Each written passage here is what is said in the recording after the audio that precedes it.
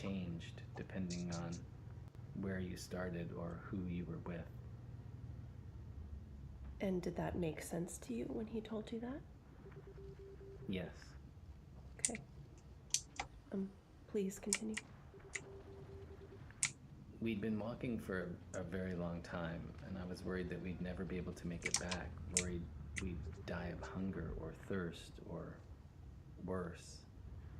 And I started to notice a glow, alien, something so slight at first I thought it was an illusion. But it was different, the quality of this light. It was different than the constant sick green of whatever this was. It was a warmer kind of glow. And as we approached the source of the warm glow, which was an open door at the end of the long hall, Paul and Arcadia stopped walking. They told me I'd have to enter the room alone. Did they tell you why? Yes. Why? They told me that they weren't invited.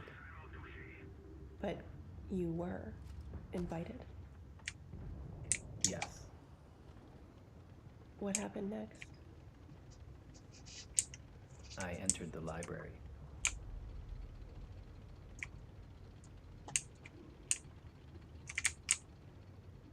Nick? Yeah. Are you still with me?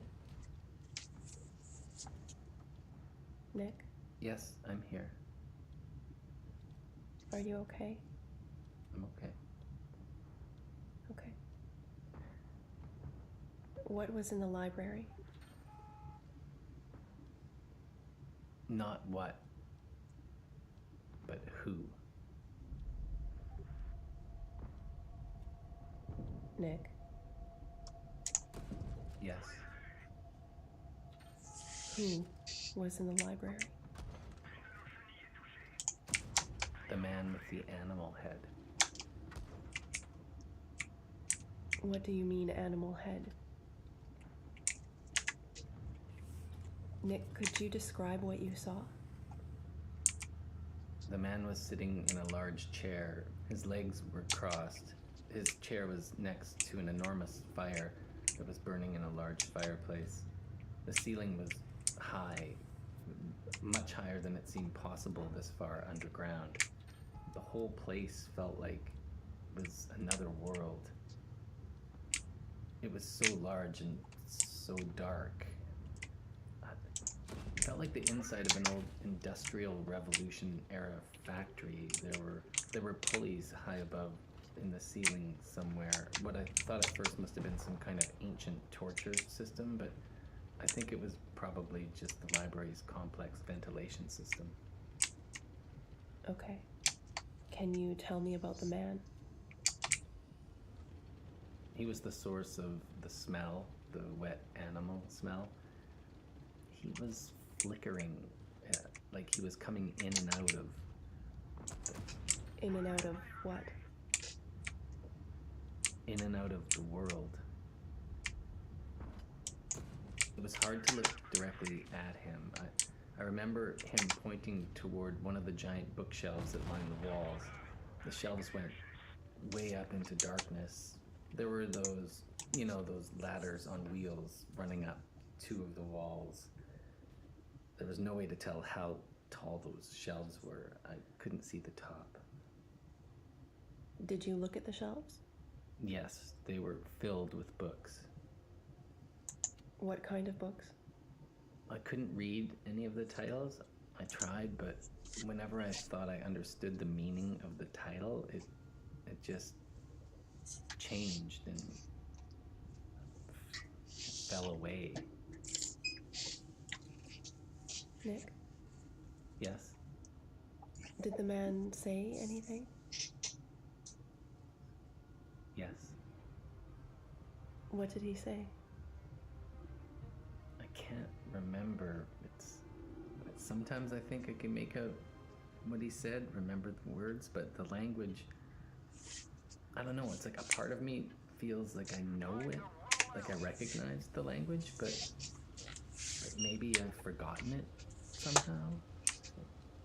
I don't know.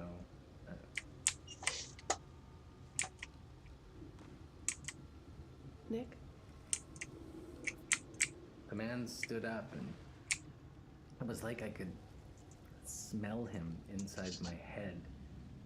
Like he was trying to find something. Inside your mind? I think so.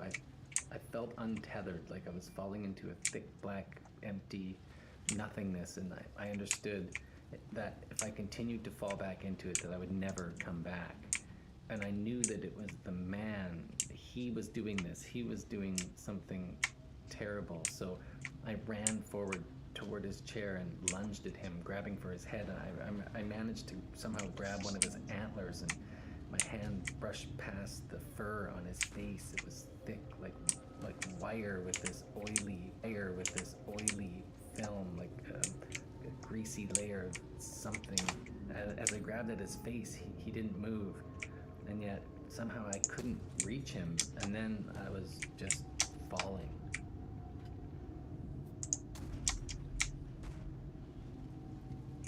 Nick?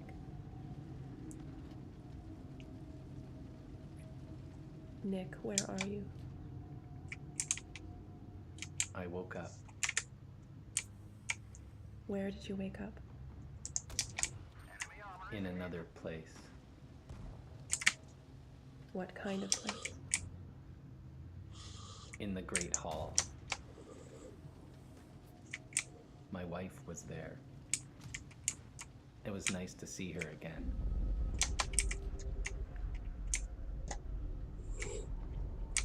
That's when my therapist woke me up.